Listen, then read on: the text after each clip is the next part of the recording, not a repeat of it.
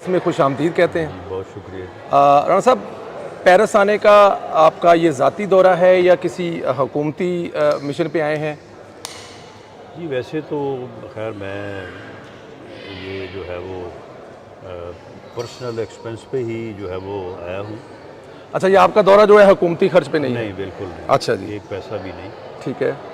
اور دوسرا یہ ہے کہ ساتھ اولمپک گیمز میں جو ایک فنکشن ہے اس میں میں جو اجلاس ہے اس میں ریپرزینٹ کروں گا پاکستان کو، تو اس کے علاوہ باقی پھر کوئی تھوڑا پرائیویٹلی بھی میں نے ایک دو جگہ پہ جانا ہے۔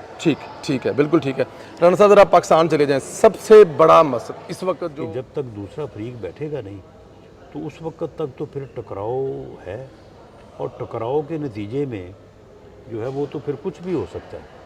اور ویسے اب مجھے یہ نظر آ رہا ہے کہ وہ اگلے 4-6 مہینے میں یہ بات کسی طرف لگ جائے گی۔ اچھا جی، یہ نظر آ رہا ہے، بالکل ٹھیک ہے۔ آخر میں ذرا مجھے یہ بتا دیں، پنجاب میں مریم نواز صاحبہ، پہلے آپ یہ بتائیں کہ آپ کے بارے میں تو سوال تھا کہ آپ مریم بی بی کے ساتھ پنجاب میں آ رہے ہیں، ان کو اسٹرانگ ایک سینئر پولیٹیشین چاہیے، لیکن پھر آپ اوپر چلے گئے کیا پنجاب میں؟ نہیں وہ تو میں پنجاب کا میں پریزیڈنٹ اس وقت جی بالکل، اور اب بھی میں I am always available there, Both sides. کوئی ایسی بات نہیں۔ ٹھیک ہے۔ تو مریم بی بی کی کارکردگی ان کے ساتھ ہیں انشاءاللہ۔ کوآرڈینیٹ میں مریم بی بی کی کارکردگی پہ کیا کہتے ہیں کہ مطلب آپ کو یہ اندازہ تھا کہ اتنے کم دنوں میں 3 مہینوں میں اتنے بڑے بڑے پروجیکٹ وہ گراؤنڈ پر لے آئیں گی؟ دیکھیں جی، یہ ان کی بڑی مخلصانہ کوشش ہے، محنت ہے ملک کے لیے، لوگوں کے لیے، پارٹی کے لیے، اور انہوں نے یہ سارے انیشیٹوز لیے ہیں۔ اب یہ ہے کہ اللہ کرے کہ یہ جو ہے یہ کامیاب ہو، اور دوسرا ایک خاص طور پر انہوں نے جو ایک عام آدمی کے چھوٹے چھوٹے مسائل کو فوکس کیا ہے نا، جو حکومتوں کی نظر میں نہیں آتے، اس سے بھی لوگوں کو ریلیف ملا ہے، مزید ملے گا۔ تو بہرحال ان کی کوشش میں اور ان کے خلوص میں تو کوئی کمی نہیں ہے، باقی آگے آپ دیکھیں انشاءاللہ تعالیٰ کم از کم 1 سال تو ہوتا ہے نا کہ جی، 1 سال میں ڈائریکشن سیدھی ہو جائیں گی تو پھر بھی تو ہوں گے۔ رانا صاحب، میں فیصل آباد جلسے پہ موجود تھا، میاں شہباز شریف صاحب نے اور نواز شریف صاحب نے وہاں پر بڑے بڑے اعلان کیے، آپ لوگوں کو میٹرو بس دینے کا اعلان کیا، اورنج لائن دینے کا اعلان کیا، آئی ٹی یونیورسٹی دینے کا اعلان کیا، ہاسپٹل دینے کا اعلان کیا۔ ان تمام چیزوں کے باوجود فیصل آباد میں نقدہ کوکا جیت گیا اور پاکستان مسلم لیگ نون کے تمام پروجیکٹ ہار گئے، اور کہا یہ جاتا ہے کہ یہ سارا کمال عمران خان صاحب کا ڈیجیٹل میڈیا یا ان کی یہ جو سوچ ہے وہ ہے۔ پاکستان مسلم لیگ نون پر یہ آپ اس کو الزام کہہ لیں یا اس کو کہہ لیں کہ اس میں وہ ڈھیلے ہیں، جب تک آپ لوگ یہ والی سائڈ اس لیول کی سٹرونگ نہیں کریں گے آپ کے منصوبے شاید لوگ پھر ریجیکٹ کر دیں، آپ کی ہوئی 5 سال کی محنت پہ پھر عمران خان کا نقدہ کوکا نہ بھاری پڑ جائے۔ دیکھیں بات یہ ہے کہ ہم نے ساری زندگی مزاحمت کی سیاست کی۔ ٹھیک ہے، ایک آدمی کی تعلیم سے فارغ ہونے کے بعد کوئی آدمی 20-25 سال میں اپنی پریکٹیکل لائف کا آغاز کرتا ہے، تو 30-35 سال اس کے بعد ہوتے ہیں بڑا ایکٹیولی کام کرنے کے لیے۔ مجھے 32 سال ہو گئے ہیں جی پی ایم ایل این میں، جی، میں میاں نواز شریف کو دیکھ رہا ہوں، اس نے ایک لمحہ بھی جو ہے نا وہ اینٹی اسٹیبلشمنٹ سیاست سے وہ پیچھے نہیں ہٹا۔ ٹھیک ہے، اینٹی اسٹیبلشمنٹ سیاست جو ہے، مزاحمت کی جو سیاست ہے، اس کا ایک ماحول بنانے والوں میں میری نظر میں میاں نواز شریف کا سب سے زیادہ مدد اور آپ متاثر ہو کر شاید نون لیگ میں آپ نے یہ بات کہی اس وقت۔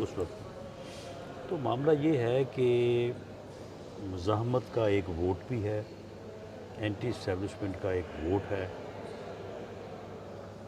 اور اس میں کوئی شک بھی نہیں ہے کہ جو اسٹیبلشمنٹ کا رویہ رہا ہے اس ملک میں، اس کی وجہ سے جو ہے وہ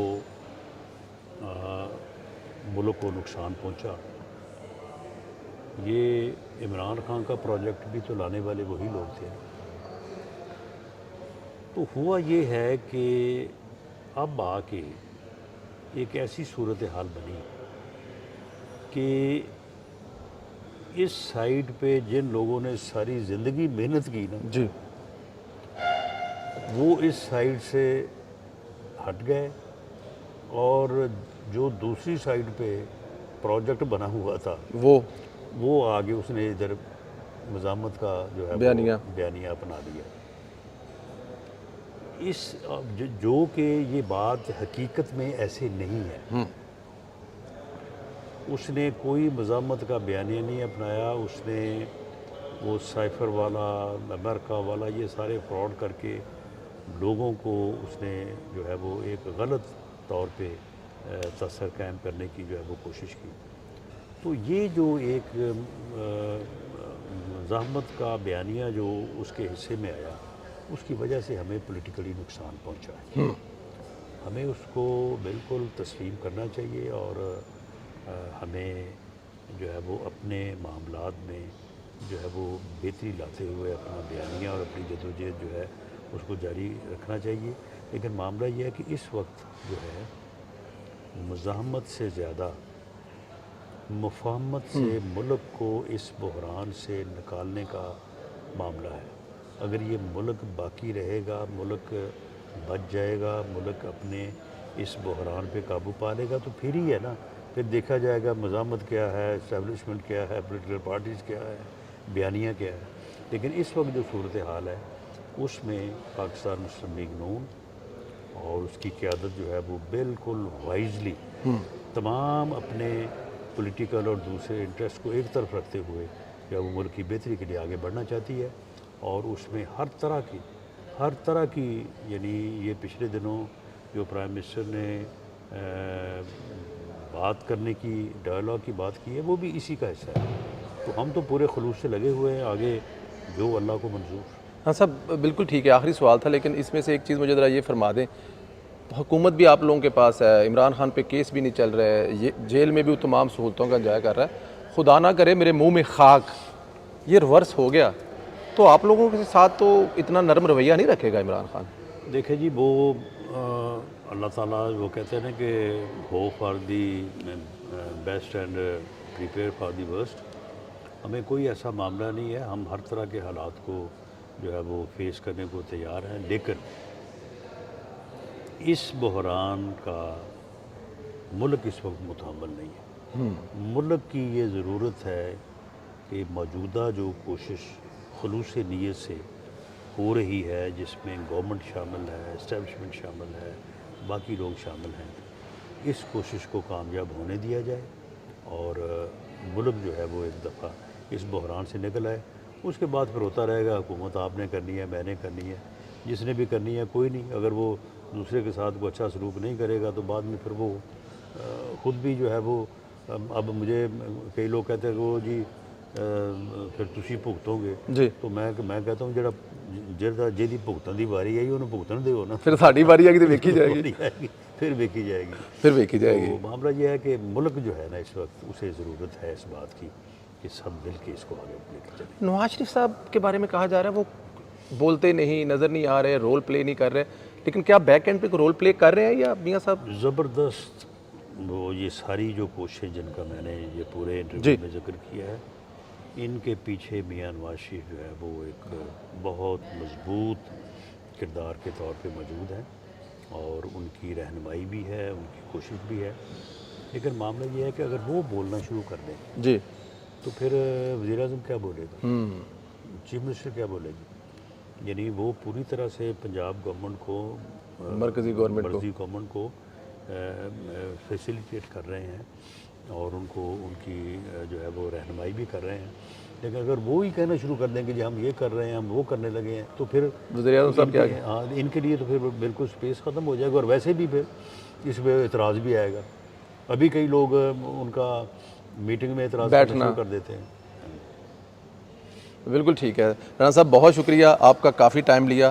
اللہ تعالیٰ کی ذات آپ لوگوں پر ہم جو آپ کوششیں کر رہے ہیں اس میں کامیاب کریں۔ فیصل آباد سے کوئی انتقام تو نہیں لیا جائے گا نا کہ یونیورسٹی، کالجز، میٹرو سب بنے گا نا؟ نہیں انشاءاللہ سب کچھ بنے گا۔ دیکھیں جی معاملہ یہ ہے کہ میں 1,05,000 ووٹ لے کے 5 سال ایم این اے رہا ہوں، جی اب میں نے 1,13,000 ووٹ دی، جی تو اگر 10,000 ووٹ میرے خلاف زیادہ پڑ گیا تو کیا اس سے باقی لوگ سارے جو ہے وہاں سے مائیگریٹ کر گئے ہیں۔ ہم مسلم لیگ نون نے فیصل آباد میں بہت ایک مؤثر پولیٹیکل سپورٹ اور ووٹ حاصل کیا ہے۔ یہ ٹھیک ہے، تھوڑا بہت 2-4% کا فرق پڑ جاتا ہے۔ آپ مجھے بتائیں کہ فیصل آباد جو ہے مزدور کا شہر ہے، ٹھیک ہے، پاور لوم کا شہر ہے۔ ٹھیک ہے، یہ بجلی کے بلوں نے پاور لومیں تو بند جی بالکل ٹھیک، اس میں لوگوں نے پاور لومیں جو ہے وہ بند کر دی، بیچ دی۔ یعنی وہ کباڑ میں بیچی ہے، مزدور بے روزگار ہیں۔ میرے حلقے میں جو ہے وہ یعنی بہت بڑا یعنی پاور انڈسٹری کا ہب وہ ایریا ہے، سارا ہب ہے۔ تو یہ چیزیں جو ہیں یہ اثر انداز ہوئی ہیں باقی چیزوں کے۔